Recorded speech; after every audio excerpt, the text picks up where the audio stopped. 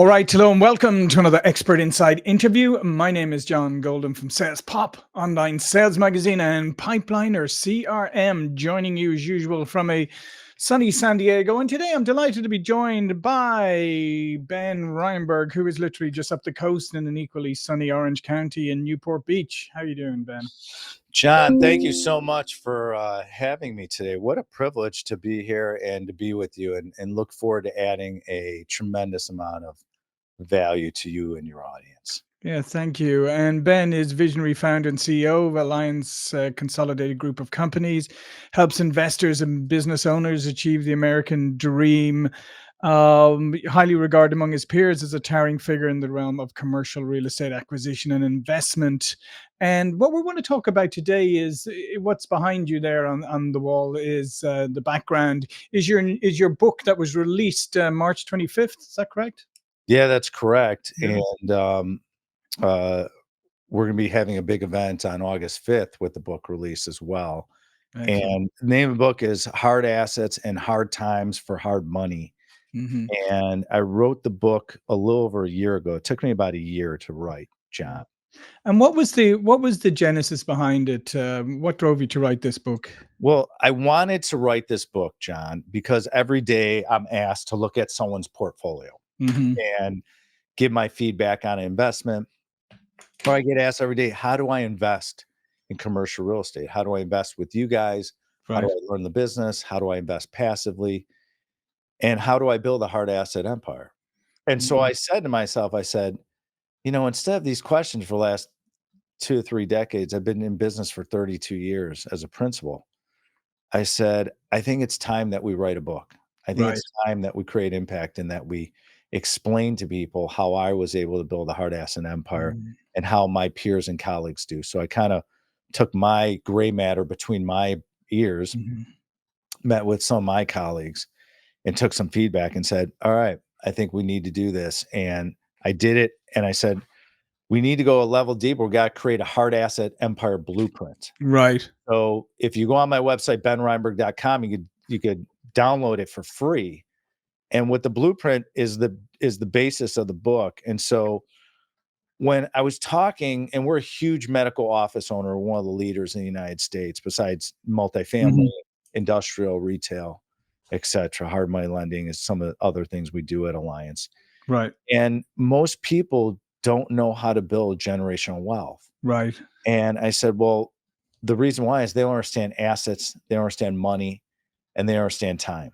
And a lot of it stems from parents because Mhm. my parents never taught me about money. Right. But I taught my kids about money because I knew it was a big impact to do that. And so these are all tools to build wealth, and time is your most valuable asset. And so I was surprised in the medical office space how many doctors didn't understand about investing and building wealth and commercial real estate. And once I wrote the book, John, I knew I needed to take another step further and teach people how to build a hard asset empire. And so I said to myself, I said, so what is the hard asset empire? What have I Mhm. actually built? And it's a place where I can show people how to generate, retain, defend, and compound wealth. Right. And I created like you being from Ireland, you can understand a castle. Yeah. It's building a castle. That's what the blueprint looks like. I got capstones and keystones and Mhm. walls, vaults, and the whole 9 yards. And I wanted to make it where I create this vehicle in this hard asset empire blueprint where people can build and create generational wealth. And I wanted it where, John, you might go and read a book, Sure. and then a month later you forget what you read Mhm. and Yeah. you don't apply it.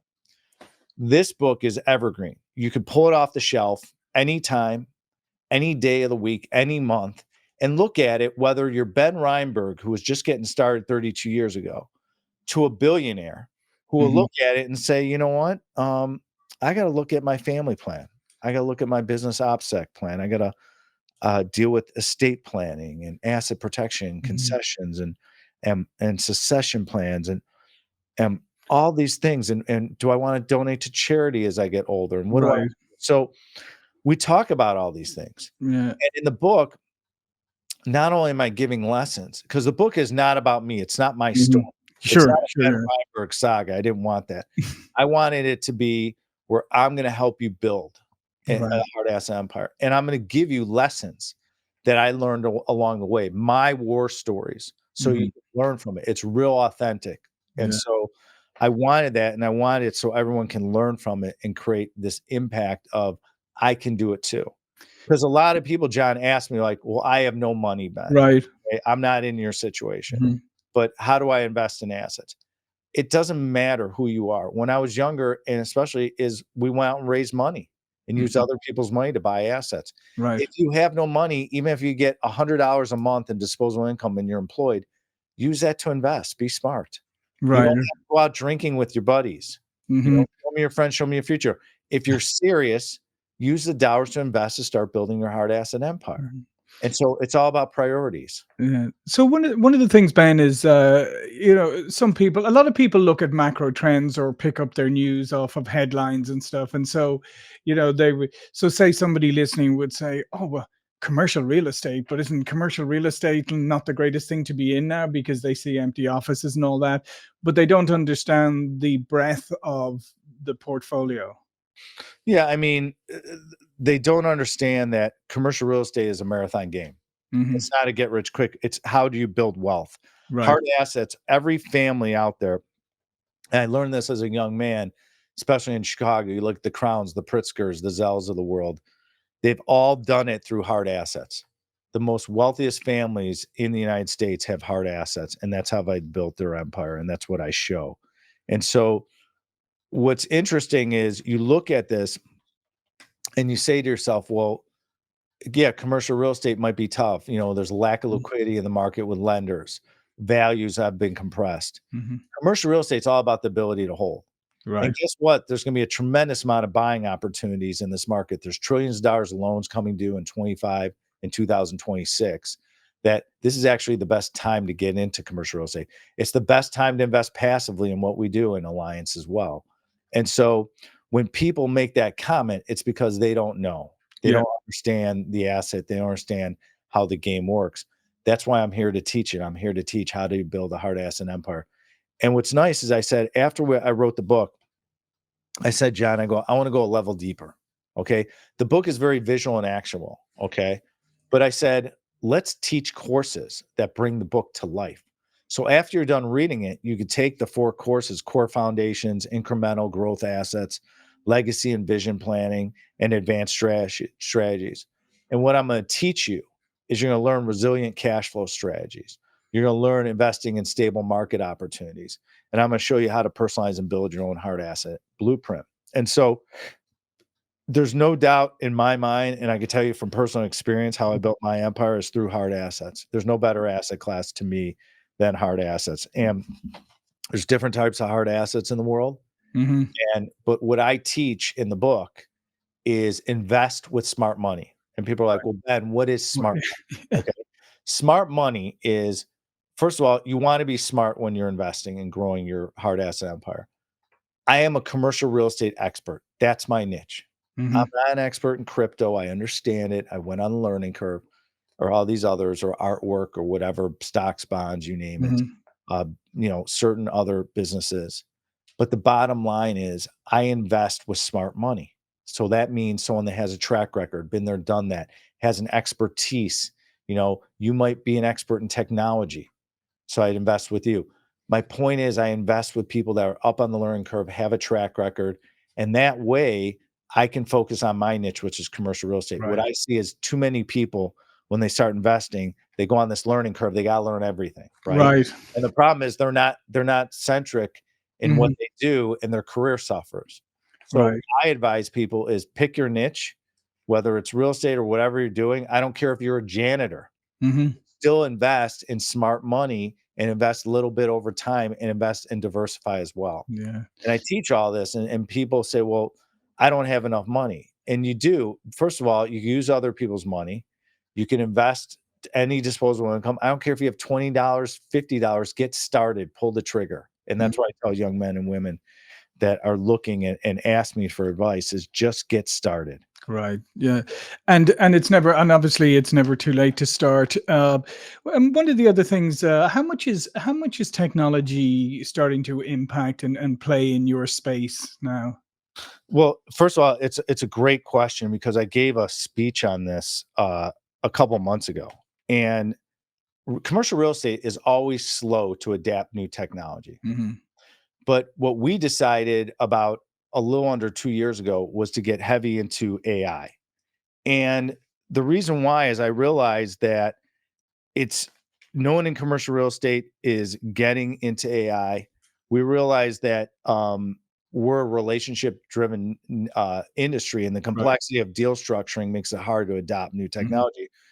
However, AI is changing that. And Alliance, my company, went all in to retool our entire operation with a multi-year strategy with a custom built enterprise AI platform, which I'm Mhm. really excited about. And so Right. we're looking at using AI in underwriting, asset management, market analysis as a competitive advantage for speed and accuracy, John, which has been Mhm. tremendous. And AI excels. What most people don't understand is AI excels in predictive analytics Yeah. and risk assessment and automation, which is tremendous for our business. So we'll use AI to analyze market trends, which we're doing right now, and forecast property valuations. And we do this automation of offer scoring for both on and off market listings of properties that we're Mhm. going after. So the other thing that AI we realize is that it's identifying emerging investment opportunities as before they become mainstream. And that's been a Right. competitive advantage. And then AI driven automation for us improves operational efficiencies. We learn, we're abstracting leases with it.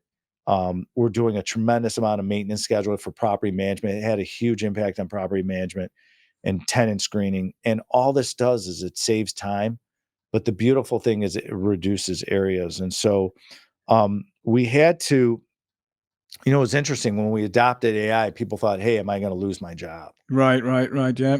Gonna impact me, and so what we did was we said, um, "We have amazing talent," because as a CEO and a founder, you don't need to know everything, you need to have attract amazing talent, and so what we did was we brought in a to while we were doing this transformation is we brought in a fractional head of AI, okay, Mhm. to educate people. We brought in a fractional chief of staff who's now full time to deal with the Yeah. transition and the personal and the human behavior. And then we decide we're going to promote from within and provide deep level learning. And so Mhm. people can understand how is AI going to be implemented in the Right. company. And then this allowed us to grow our technology solutions platform while also providing soft skill development to our people. Mhm. And we provide a growth roadmap to each of our people saying, this is how it's going to help. This is what you need to do and get up to speed. And Yeah. it's been tremendous, and so what No. that allows us to do is open up, new asset classes and old asset classes to start reinvesting in. Yeah, no, I commend you on that because there's an awful lot of companies who haven't taken the thoughtful and strategic approach that you've taken there, and we would agree with you too. I mean, everybody was afraid of AI replacing their jobs, but our our our our position is it's not AI that will replace you. It's people who use AI are the ones who will replace those who don't. So equipping your people and allowing them to actually probably operate at higher levels now is the correct way to go. And we realize that people can use AI to make things more efficient for them, Yeah, absolutely. and they've warmed up and they embraced it, and, because I said we wanna make things simple because complexity is the enemy of execution. Hmm. And, John, you know this, we live in increasingly complex times, Sure. and we all know that. And so between AI and my book, I figured out that, in these complex times, everyone needs a blueprint. Hmm. And it doesn't matter no matter how successful you are, because I realize whether it's AI or my hard asset, pictures are worth 1,000 words. We have a Yeah. lot of visual people out there. And so whether it's a business plan, a people plan, or a technical roadmap, when I created this blueprint tells it all. And Hmm. because people want to know where it is, so everyone wants to know what it is. And at the end of the day, everything ties together with technology. And, Hmm. we figured out in commercial real estate, even though we're slow to adapt as an industry, we need to embrace AI. We Yeah. need to utilize it. And if you did, we did this 2 years ago, and we're probably 5 or 6 years ahead of every other commercial real estate investment firm. Oh, I would say at least. And what's fascinating is that we're using it for some great things. We're using it now for HR purposes, Mhm. to do training videos and kind of, I come from Chicago, and one guy I always admired was Ray Kroc at McDonald's, how he would sit down an employee in front of a film. I know the guy who did the films. We bought a property from him and Mm, produced industrial on the site. And that was years ago. I was a young guy, and he would show me the training videos. Well, it was like, how do you clean a toilet? How do you make fries? How do you make hamburgers? mm. It was the McDonald's way. Yeah. I said, we need to do that for Alliance. What's the Mhm. Alliance way? Like, if you're in acquisitions, what is our way of how we do business? And AI has been tremendous with that. Yeah. And so it's really a neat thing. Technology is a beautiful thing, but also with the younger men and women that work at Alliance, and I teach them this, you got to pick up the phone. Yeah, yeah, Got yeah, you gotta be a person. You gotta yeah. be a person, John, and you can't hide from it. I mean, people like to put up their hands and send an email, send a text, and you and I are probably about the same age, Mhm. and we didn't learn life that way. We learned life of Yeah. shoe leather, meeting people, having coffee. Yeah, We looking them did in the eye. Yeah, looking them in the eye. We did deals on a napkin Mhm. for years, and I loved that. I loved the integrity. I loved the not hiding behind technology or using it, to your advantage. So, Yeah, yeah, days that back in the day in Ireland, I don't know that they still do this after COVID and stuff, but it used to be you'd spit on the hand and shake, and that's that's it. right, that's right. That's an unbreakable contract. That was a deal. It was the same thing. I'd be sitting in front of a seller, I'd drive, to a market that was regional at the time. Maybe it was an hour or two from Chicago, and go meet a gentleman or a woman who owned a property. We'd write it on a napkin, we'd shake hands just Mhm. like he's spitting on hands, very similar. And and that was it. And then we went to contract, Yeah, and there was no games. yeah. I And it was a beautiful thing back then, and I miss that about that side of that human where it meant something, your word really did, and now I think now people hide behind technology. They do. They send a text, they send a message when they don't wanna face adversity. Yeah, no, I would agree with that, and that's why I do think there is there is a little bit of, the pendulum swings a bit, and I think it's coming back where people are craving that more, relationship oriented approach. Just one last thing. Tell me, commercial real estate, right? There's a lot of different kind of diverse uses of commercial real estate. What are some of the more interesting ones or trends that you're seeing now? Well, I mean, I feel that industrial is gonna come on really strong now, Mhm. which we're an expert in as well.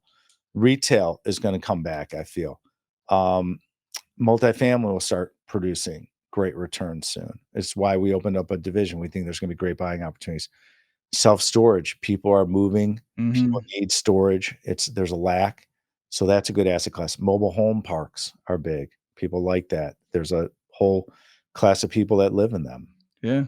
So, to each their own. It's fine. Student housing was big for a long time. It depends on what your niche is. I love medical office. It's one of our largest holdings in our portfolio because I say it's John, the human body is never going out of style. Mhm. And so if you and your family are going to see all these different services, how what's that's why our renewal rates are in the upper 80s percentile on our properties with medical tenants.